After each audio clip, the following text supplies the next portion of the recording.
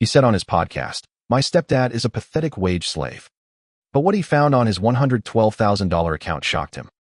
"I spent 15 years destroying my knees and breathing in toxic freon to save $100,000 for a kid who just broadcasted to the world that I was a pathetic wage slave." He thought he and his deadbeat biological father had orchestrated the perfect financial heist against me. But they clearly didn't read the fine print on how a 529 college savings plan actually works. Battles aren't won by screaming or throwing punches. They are won by knowing the rules better than the people trying to play you. My name is Marcus. I'm a 52-year-old commercial HVAC technician, and my hands look exactly like you'd expect. They are calloused, permanently stained with grease, and scarred from decades of working with sheet metal and frozen pipes. I married my wife, Sarah, when her son, Tyler, was just 5 years old. Tyler's biological father, Rick, was a ghost. Rick was the kind of guy who showed up maybe once a year, driving a car he couldn't afford, making massive promises about Disney World or new dirt bikes, and then vanishing into thin air, leaving me to pick up the pieces and dry the kids' tears. I didn't mind. I loved Tyler as if he were my own blood. I taught him how to ride a bike, how to tie a tie, and how to drive a stick shift. When Tyler was 7, I made a promise to myself and to Sarah. This boy was going to college, and he wasn't going to start his adult life drowning in student debt. I opened a 529 college savings plan. For those who don't know, a 529 is a tax-advantaged investment vehicle designed specifically to encourage saving for future higher education expenses. I started small, putting away $200 a month. As the years went on, and I took on more grueling overtime, picking up emergency weekend calls in the dead of summer when the commercial AC units at the local malls would inevitably fail, I bumped it to 500, then 800. Every time I got a raise, it went into the 529. By the time Tyler was 18 and accepted into a solid-state university, that account, fueled by my sweat equity and the magic of compound interest, sat at a very healthy $112,000. I was incredibly proud. I thought I had secured his future. Tyler went off to college, and for the first 3 semesters, everything seemed fine. I paid his tuition, his room and board, and his textbook fees directly from the account. But midway through his sophomore year, something shifted. Tyler started coming home for the holidays talking a different language. He was suddenly obsessed with hustle culture, cryptocurrencies, and dropshipping. He started wearing cheap suits and talking down to me about passive income streams and escaping the matrix. By his 4th semester, he dropped the bomb. He was taking a gap year. He moved back into his childhood bedroom, bringing with him a ring light, a high-end microphone, and a completely unearned sense of superiority. Tyler rebranded himself on social media as a life coach and an alpha mindset mentor. He was 20 years old, had never paid a utility bill in his life, and was suddenly charging vulnerable teenagers for advice on how to build empires. I tried to be supportive, assuming this was just a phase, but the tension in the house was thick. He slept until noon, blasted podcasts by controversial internet gurus, and treated his mother like a maid. The real breaking point happened on a Tuesday. I had come home early because a severe storm had washed out the job site. The house was quiet, save for the muffled sound of Tyler's voice coming from his bedroom. The door was cracked open. I was about to knock and ask if he wanted to grab a late lunch, but I stopped dead in my tracks when I heard my own name. He was recording an episode of his new podcast, live streaming to his modest but growing audience of 50,000 followers. Look at my stepdad, for example. Tyler's voice carried an unmistakable tone of pity and disgust. He's a great guy, sure, but he's a classic beta wage slave. He's 52, his back is destroyed, and he trades his precious time for an hourly wage. He's trapped in the matrix, working to build someone else's dream. But me? I'm an apex predator. I don't wait for permission. Next week, I'm liquidating my college fund to launch my premium crypto mentorship program. My real dad and I are partnering up on it. It's my money. I'm just taking the tax hit. That's what real entrepreneurs do. They leverage their capital. My heart pounded against my ribs so hard I thought they might crack. A wage slave, an apex predator. But it was the mention of his real dad that made the blood freeze in my veins. I didn't confront him. I walked silently to my home office. My hands were shaking, not from fatigue, but from a cold, quiet rage. I sat at my desk and opened the shared family iPad, which Tyler frequently used to check his emails and forgot to log out of. I shouldn't have looked, but my instincts were screaming at me. It didn't take long to find what I was looking for. There was a long email thread between Tyler and Rick. Rick, the deadbeat who currently owed over $40,000 in back child support. Rick had apparently slithered back into Tyler's life via Instagram a few months ago, filling the boy's head with delusions of grandeur. The emails laid out their entire plan in sickening detail. Rick had convinced Tyler that because Tyler was the named beneficiary on the 529 plan, the money legally belonged to him. Rick's email read, "Listen, son, you're an adult now. That account has your name on it. We just have to pressure Marcus into signing the release. Sure, the IRS will hit you with a 10% penalty for a non-educational withdrawal, and you'll pay regular income tax on the earnings, but you'll still walk away with over 75 grand cash. We used 20 grand to fund your brand, and the rest goes into my new real estate venture, which will double your investment in 6 months. It's a no-brainer." They had it all figured out. They were going to drain the account I bled for, hand a massive chunk of it to the IRS and penalties, and throw the rest into whatever scam Rick was currently running. Tyler had replied, "I know he's going to whine about it, but I'll just threaten to cut contact with him and Mom if he doesn't sign it over. He's weak. He'll cave." I sat in the dark office for an hour, letting the betrayal wash over me. It wasn't just the disrespect, it was the sheer, calculated cruelty of it. I had given this boy everything. I had sacrificed my own retirement, driving a 15-year-old truck with a cracked windshield, just so he wouldn't have to struggle. And he was perfectly willing to blow it all up to impress a man who had abandoned him.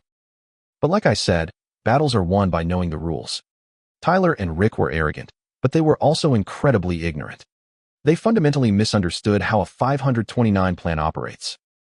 The next morning, I drove to the local branch of my brokerage firm and sat down with David, my financial advisor. I explained the situation.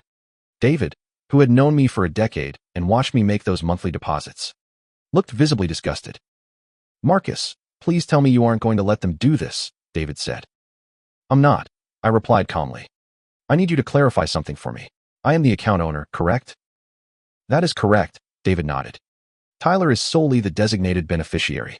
He has no legal right to the funds, no control over the investments, and no ability to authorize a withdrawal. The money belongs to you, period." "And if I want to change the beneficiary?" I asked. "You can change the beneficiary to any qualifying family member of the current beneficiary at any time, without any tax consequences or penalties," David explained. I smiled, a real, genuine smile. I have an older brother who passed away 7 years ago. He left behind a daughter, my niece Maya. Maya is 19 years old. She works night shifts at a diner to pay her rent, studies nursing during the day, and was recently crying to my wife because she had to take out a predatory private student loan just to cover her next semester. She is the hardest working, most grateful kid I know." "David," I said, leaning forward, "I want to initiate a transfer. I want to change the beneficiary of the entire account from Tyler to Maya, effective immediately." David smiled back. "I'll get the paperwork printed right now." It took less than 15 minutes to secure my legacy. The money was safe. It would go to someone who would actually use it to build a real future, saving lives instead of selling fake alpha male courses on the internet. But I wasn't done yet. I still had to teach Tyler and Rick a lesson. For the rest of the week, I played the part of the clueless, subservient stepdad. I let Tyler strut around the house. I let him talk down to me. I waited until Friday evening, when I knew Tyler was expecting Rick to come over for dinner. Sarah was out of town visiting her sister, which was perfect. I didn't want her caught in the crossfire. Rick arrived at 6 o'clock, wearing a cheap suit that smelled aggressively of cheap cologne. He walked into my house like he owned the place, slapping Tyler on the back. "There's my business partner," Rick boomed. I was sitting in my recliner, drinking a beer. Rick turned to me, putting on a fake, patronizing smile. "Marcus, good to see you, man. Listen, Tyler and I have some big moves coming up. We need to talk about capital." Tyler sat on the sofa, crossing his arms, trying to look imposing. "Yeah, Marcus, it's time to take the training wheels off. I need you to sign over the 529 account. I've outgrown the traditional college path. I need liquidity for my brand." I took a slow sip of my beer. "Liquidity, huh? You want to cash out your college fund, take the 10% penalty, pay the income tax on the earnings, and give the rest to Rick here?" Tyler blinked, momentarily surprised that I knew the tax implications, but quickly recovered his arrogant posture. "It's my money. My name is on it. You saved it for my future. And this is my future. If you really care about me, you won't stand in my way. Otherwise, well, Rick and I don't need negative energy in our lives. We'll have to distance ourselves. There it was. The threat of cutting contact. The leverage he thought he had. All right, I said, setting my beard down. I stood up. If you guys are so sure about this, let's not wait. The bank is closed. But I have the online portal set up on my laptop.